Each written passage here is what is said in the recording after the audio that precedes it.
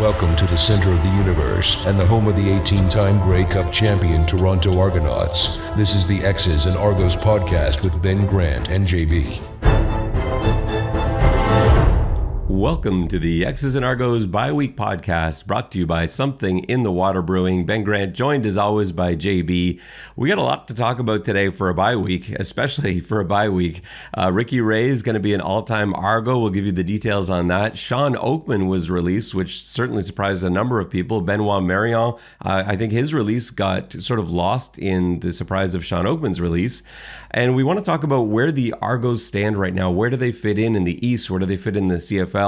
And what is the top bye-week priority for the Toronto Argonauts, having seen them play in week one? Plus, we've got Put Me Down for 20 and our CFL picks, all that more coming up on this episode of the X's and Argos podcast. All right, JB, we had a chance to go down to Something in the Water Brewing before the game last week. And it was, first of all, it's great to see, every time we go down there, it's great to see and meet and talk to listeners. It's our, we're here sitting talking to you, but we are unable to interact with you. And so to be able to do that at Something in the Water is really cool. Love doing that. And JB, we got a chance to try some of Something in the Water's products. And I think you are a fan of this guy here, the Liberty's Farm to Glass Pilsner, which I've talked about on this pod. Is it safe to say that this is your new favorite? Yeah, it's delicious. It's pretty good. It's up there. I can't tell. I don't know if I can do Something in the Water top 5, but it's certainly in the running. I still think Longbow Pale Ale for me is still the way to go because of its ties to the Argos, because it's got the X's and O's on the bottle. It's got the Argo helmet and everything else. I just think Something in the Waters is still for me. But they've got so many great beers, and if you haven't been down to Something in the Water, you've got to try one. Their breakfast stout is fantastic, but you just go up and ask and talk to them. They've got so many beers on tap. They've got cans, fully stocked fridge, of course. Ask them, tell them what you like. They've got something for you. Drink curious, try Something in the Water down in Liberty Village. Okay, JB, let's get into things. Ricky Ray, an all-time Argo. I think, Pinball Clemens summed it up really well. And I just want to read you a statement that he made about Ricky Ray being added to the all-time Argos list. So he said, quote, "It was indeed astonishing to me that someone so quiet could make so much noise on the field. Ricky Ray's records and multiple Grey Cup rings say more than he ever would. The enormity of his excellence is complemented by the uncommon modesty, quiet confidence, and unquestionable character. He is among the best to have ever dressed in the double blue, and his induction into the list of all-time Argos is quite frankly overdue." And I have to agree with everything he said. He was so quiet, a leader, but a quiet leader, and overdue. You look at the records that he has, so as an Argo, he is the all-time leader, and this is just as an Argo, not CFL career, but as an Argo, the all-time leader in touchdown passes with 114, passing yards with 20,205, pass attempts 2,476, pass completions 1,757, completion percentage at 71, and he has the most 300-yard games in a season at 13, and most completions in a season 474. Most completions in a game at 40, and most consecutive completions 21 in a row. These are outstanding numbers. JB, what do you have to say about the addition of Ricky Ray to this fine list of what will now be 27 iconic boatmen? Yeah, well, I think it's funny that it comes, a week after seeing a lot of pictures of him in an elk ball cap hanging out with Dunnigan. But I think that's probably the reason for the delay is to be honest, he's probably better known as an elk than he is an Argo. And I think that his Argo time is just weirdly shadowed by his elk success. And I think that's a result of, Edmonton, the CFL's importance in Edmonton. Sometimes it gets more, ironically, more media attention than it does in Toronto. It's kind of a downtime for Toronto, even though they won a Grey Cup. It was wasn't real like it wasn't the Flutie era, it wasn't the John Candy era, it wasn't the '80s. They weren't fully, into a kind of rebirth. I don't know. It was kind of I think it was a weirdly down time for the Argos as well. Um, and that's really the only explanation behind his ridiculous numbers not being recognized more. I mean, I believe I chose him as the all-time quarterback, or at least it was very close when we did that all-time team and when we were killing time during COVID. Um, his numbers are unarguable. He should have been made an all-time Argo 7 years ago. Yeah, and he had more seasons in Edmonton. He had two stints there, right? Because he spent 2004 with the New York Jets, but he was in between there. He had two seasons in Edmonton, and then I think it was 7 after that. With the Argos, he was continuous 2012 to 2018. But yeah, some of the 5 times as the Elks' most outstanding player. That's pretty good. Yeah, but everywhere he went, right? And was that the end of the Skydome era? Yeah. So it was the transition. Like he transitioned to when he arrived in Toronto. That was Skydome era, and then he transitioned to BMO Field. Yeah, because like that end of the Skydome era, the last couple of years, I mean, that really was, I would argue, maybe one of the lowest points for the franchise. Yeah, in terms of, I certainly in terms of, not in terms of success, but in terms of media coverage. Yeah, like where it just literally just like where they used to be covered like one of the big teams in the city, and then kind of everybody got off the wagon.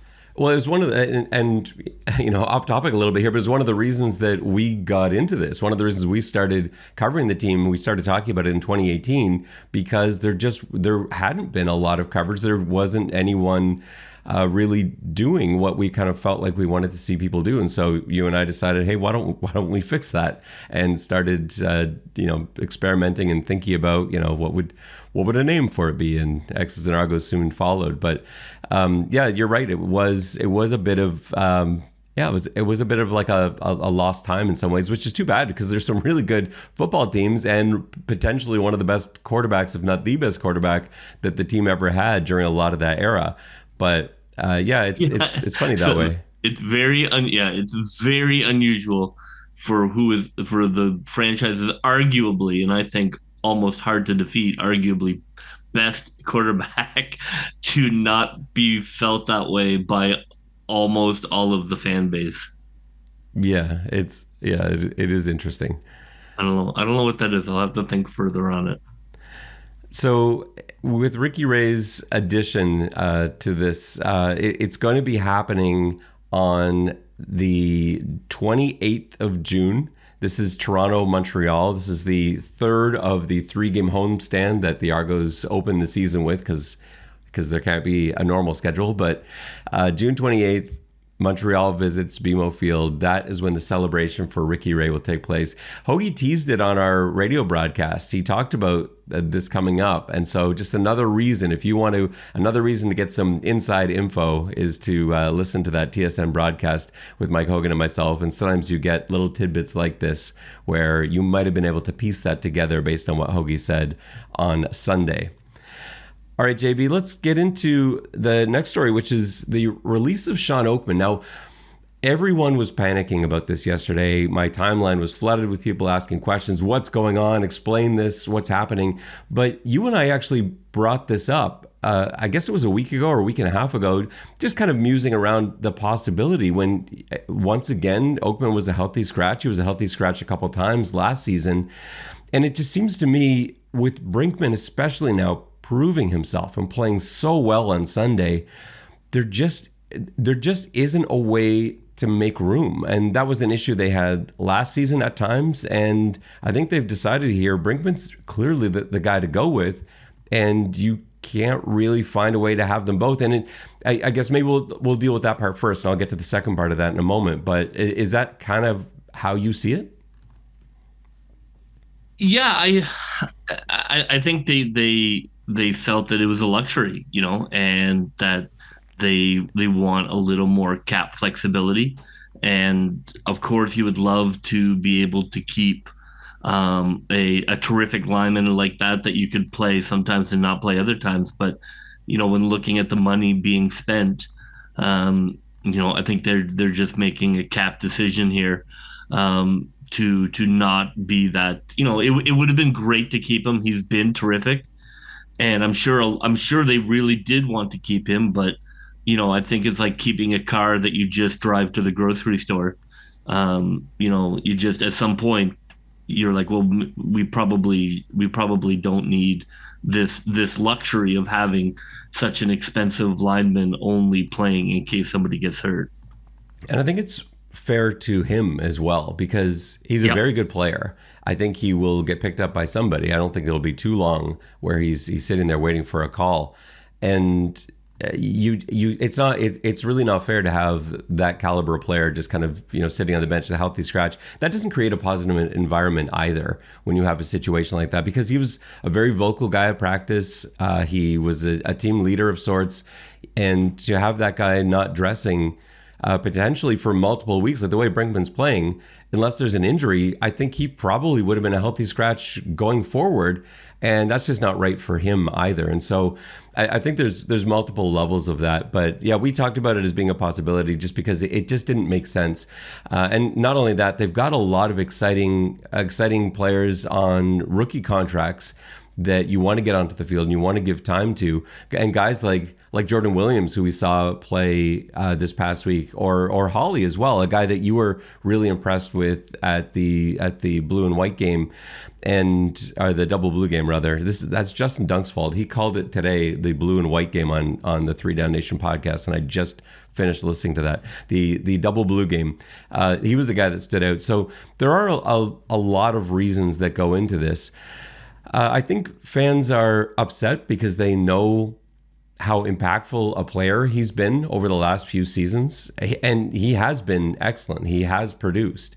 But this is just one of those situations where the D-line, you saw it. Anyone that's upset about this transaction, you saw the D-line on Sunday. They looked fantastic.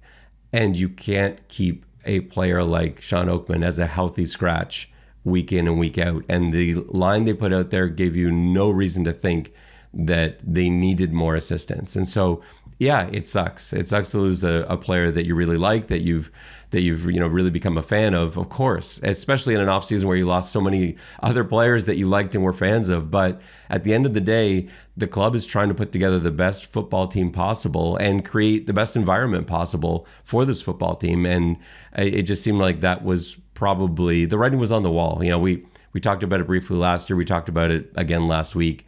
This kind of had to happen. Well, and honestly, while I think my default mode is always to question things, the roster management has earned the right to, the benefit of any doubt. I mean, until I see roster moves that I disagree with, I think I'm going to have to go with the roster management, knowing what they're doing. The other thing with Oakman that's interesting is they don't really have another player like him. And you might say, well, then wouldn't you want to keep him around? Not necessarily, because remember, with the way that you are planning for a football team, the way that you're organizing a football team, you have strings and tiers. And you got a guy like Brinkman, when he comes off the field, you want another guy with a similar skill set that you can put in and spell him without having to change your structure and what you're doing. Oakman's interesting in that I can't think of many guys in the league like Oakman. I think he has a really unique skill set. And I'm not sure if that played into it, but that's just another interesting thing to think about, because there is no one else on the Argos where you could say, well, if Oakman comes off, we can just plug this guy in and it'll be the same. It's a whole different thing. Where I really liked Oakman and where I am going to miss him is in those 3 line looks that they used to run, where Oakman would be in the middle and he would never get to the quarterback, but he would chew up 3 offensive linemen who were triple teaming him in the middle, and guys were still one-on-one around the outside. I love to watch some of those defensive sets. And so, yeah, he had a great time in Toronto.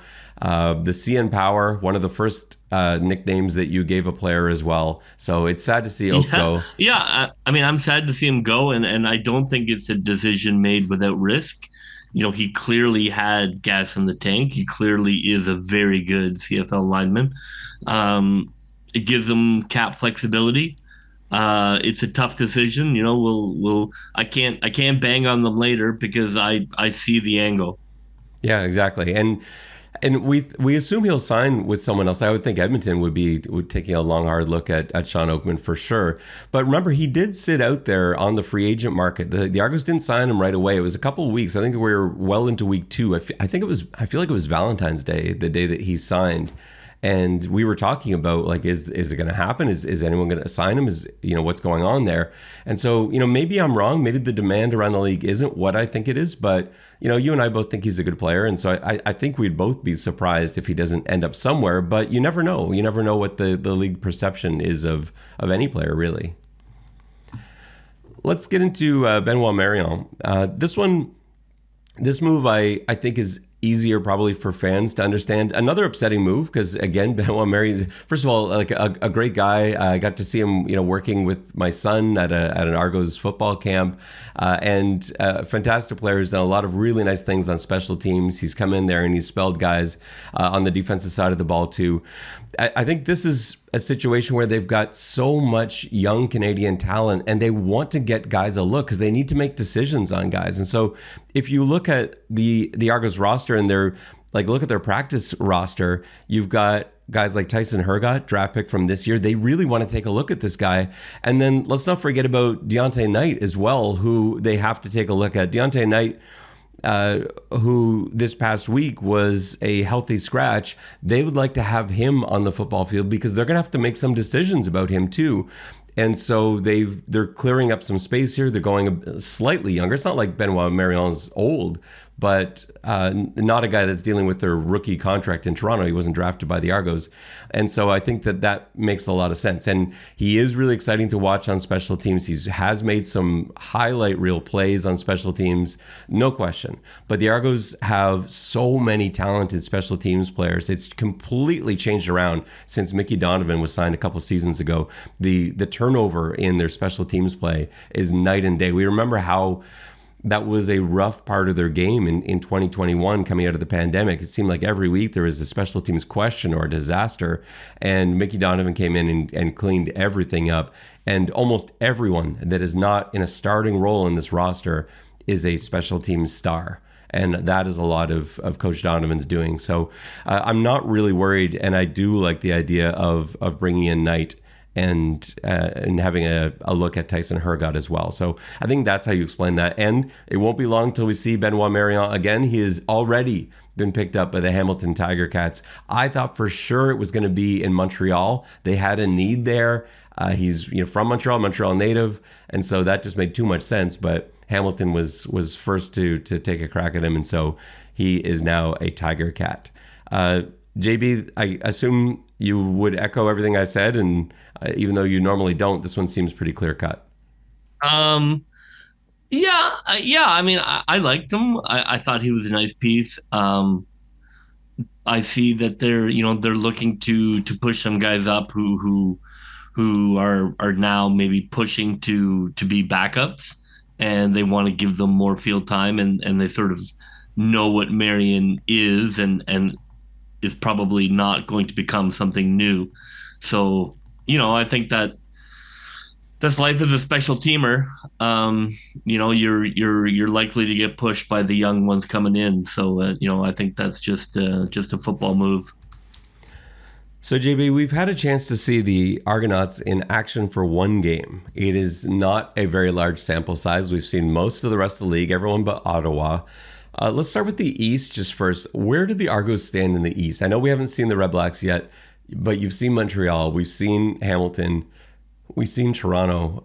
Is there any reason to think the Argos are in trouble in the East, or is there any reason to think that the Argos might run away with this thing in the East? Where do you stand on this 1 week in? Well, I think it looks like Montreal and Toronto are the two stronger teams in the East. I think nobody has looked. I mean, I guess Montreal is as close to dominant as anybody has looked across the whole league. They really took it to Winnipeg.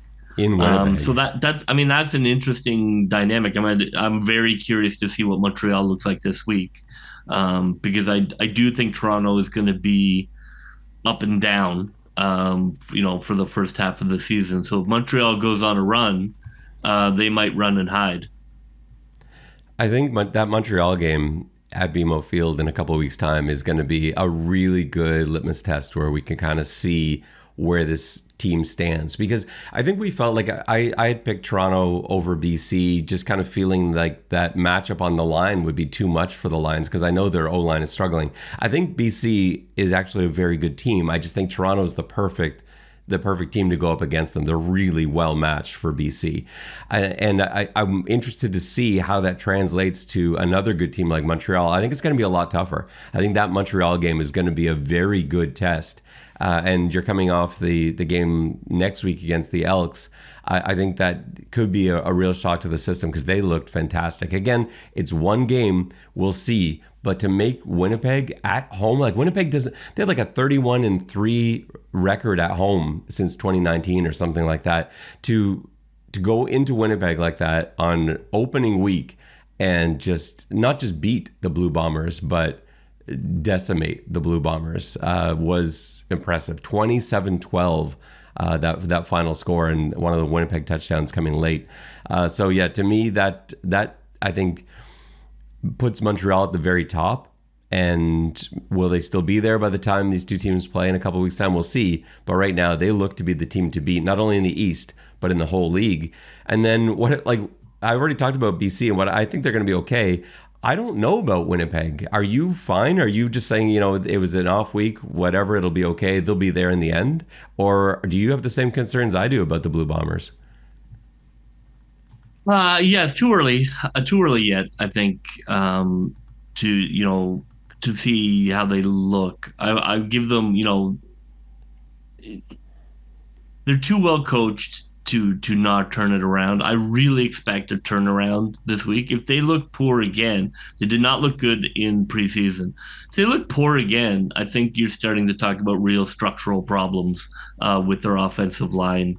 And if that's the case, yeah, look, empires come to an end, right? I mean, Calgary ruled for how long, and now are sort of, run-agains. Yeah, I mean, it's a bit early to throw dirt on them, I think, but if they don't look good this week, I think that probably indicates some pretty serious problems. And it's not without cause. You look at it, we kind of expect Winnipeg to always be good, but like they did not have a good offseason in terms of talent in, talent out. They are a year older, so they have not been really turning over the roster the way you probably should. So, yeah, I'm really that's probably the game I'm most curious about this weekend. And for anyone that's been upset about the roster turnover there's been in Toronto, look how well it seems to be working out. Again, only one game in, but maybe this is something that Winnipeg should have done more of. Again, this is jumping to conclude. We're one game in. This is not enough of a sample size. But if this continues, you might look at the difference between how the two clubs organized the offseason and what their priorities were. Maybe that's something that comes up if Winnipeg continues to struggle and Toronto continues to look as good as they did last week. All right, JB, let's get into bye-week priorities. So bye-week this early, I don't love it. I don't love a week 1 or a week 2 bye. Anything after that's fine. You get 3 throughout the season, so anything after that is good. But a week 2 bye, at least you got a chance to see a bit, and you got a win out of that too. And so now they can tweak a couple of things with Edmonton. Edmonton's got a game this week, and then they've got to come to Toronto next week. I want to ask you about your priorities for the bye week. Mine, in terms of what I want to see, like what I would focus on, from a coaching staff perspective, I think number one has to be with the DBs in the secondary. I think they're not an area of concern for me, but we saw what happens when you have new guys working together. The communication isn't always there. There was at least one bust, possibly two. It's hard to tell from the TV angle on that first touchdown pass exactly what happened in the middle of the field there. But for me, that would be my number one priority to take a look at in this bye week. Is that where you're also settling? Uh, yeah, I'm not. I mean, I agree. I'm not.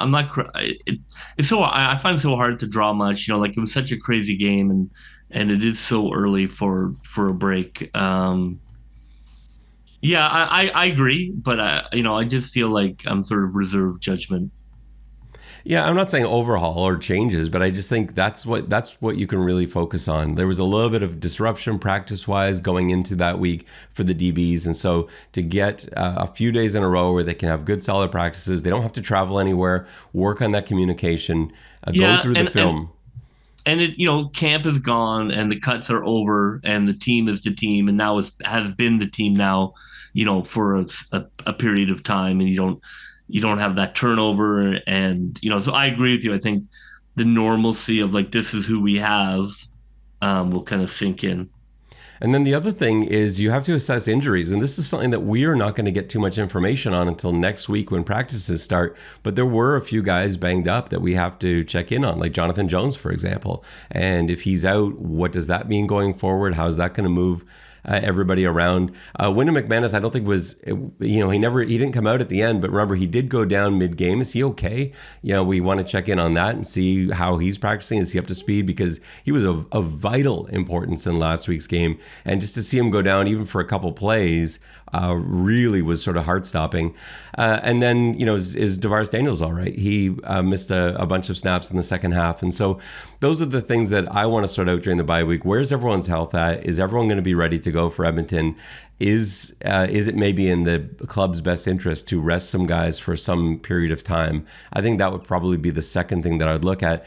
And then I think I look at getting Darius Sirocco back in at center. I thought Nicastro played well. I thought McKellar played well. But I think that group of five that was your group of five last year, I would love to see them back together again. I thought the tackles played extremely well. Actually, McKellar might have been one of the best linemen on the field, so maybe that's something you have to evaluate too. He had a really good game. Cage probably impressed me the most of everybody, but I thought it was one of Nicastro's better games at center. I had been critical of his play at center, and I thought he actually looked pretty good. So maybe that's something to sort out if we're completing that list of things to work on during the bye week.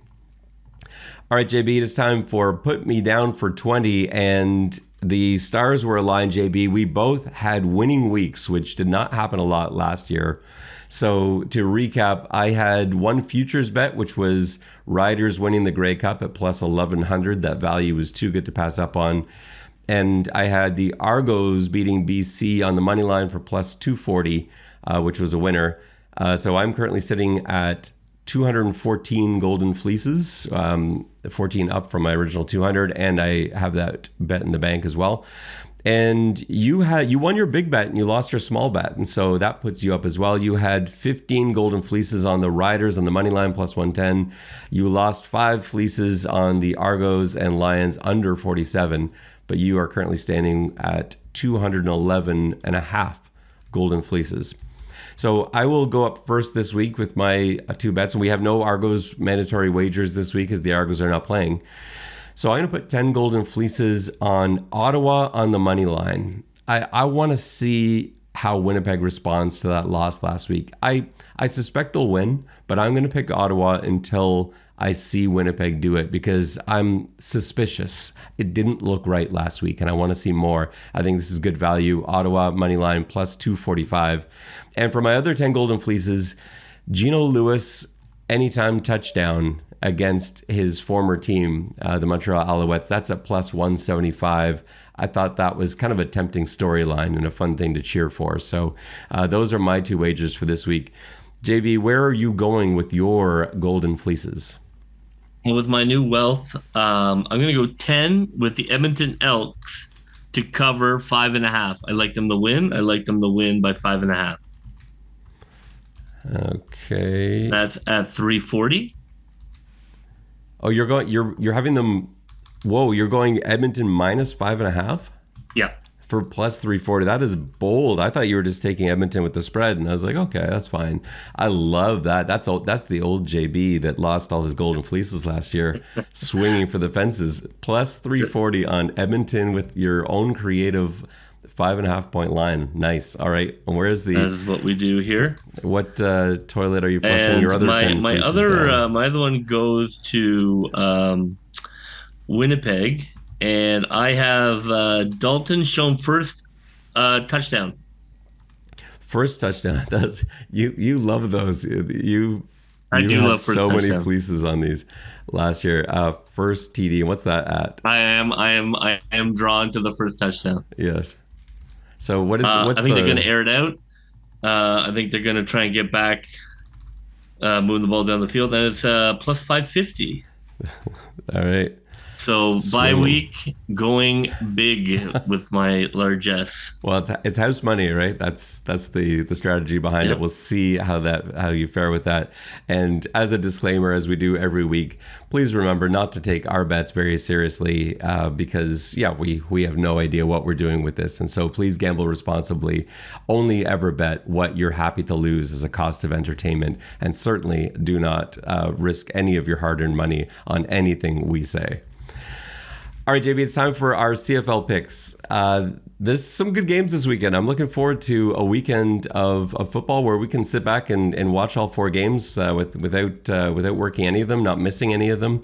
We got Winnipeg at Ottawa. I will go first this week. We were both 2-2 last week. I had Toronto and Saskatchewan correct. You had Calgary and Saskatchewan correct. We both missed on the Winnipeg-Montreal game. So I'm going to go Ottawa over Winnipeg, the upset special. I have to assume that you are taking your Bombers.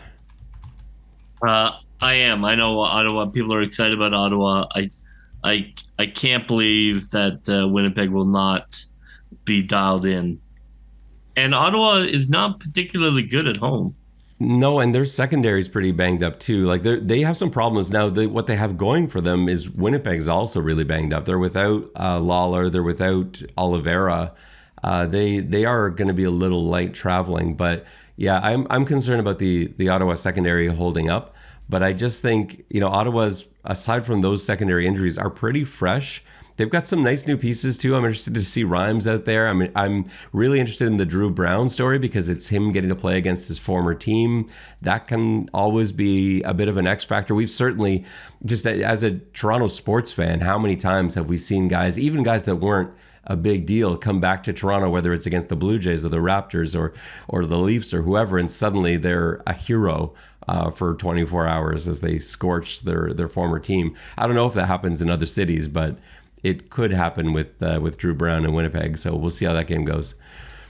Montreal at Edmonton. I'm going with Montreal on this one. They looked so good last week. Edmonton just can't seem to find a way to win, and until they do, I'm not going to pick them until they give me a reason to. You are already betting on them. Is it safe to say you are also picking them outright since you're also taking them minus 5.5? Yeah, it's a fair wager. I mean, I could, of course, hedge. That would be the grinder way. Yeah. But I do not grind for rent. I swing for the heavens. So I am taking my Edmonton Elks, who I had in some drafts as high as number 6 in preseason.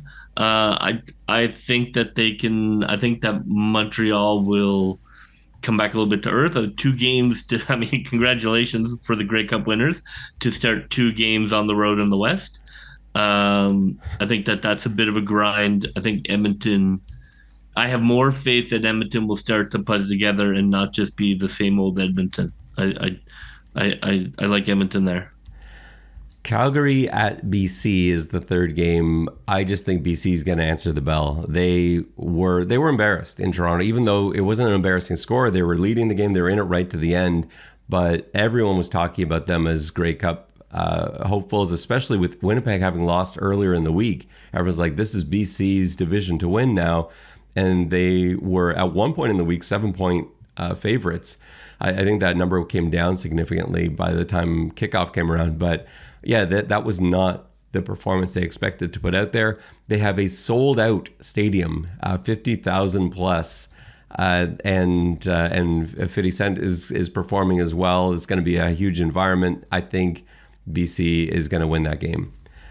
Yeah, I love BC in that game, as they used to say in the old days when they couldn't say the spread on TV. Yes. I love them big. Yeah. So I like the Lions. I like the Lions a lot there. Yeah, so do the odds makers, but yeah, I think for our pick'em that makes sense. Saskatchewan at Hamilton. I still have. Why did I pick Hamilton last week against Calgary? As I was watching that game, I was like, why did I pick Hamilton? I couldn't remember what my rationale was, but Well, it didn't just the last. Calgary eludes you.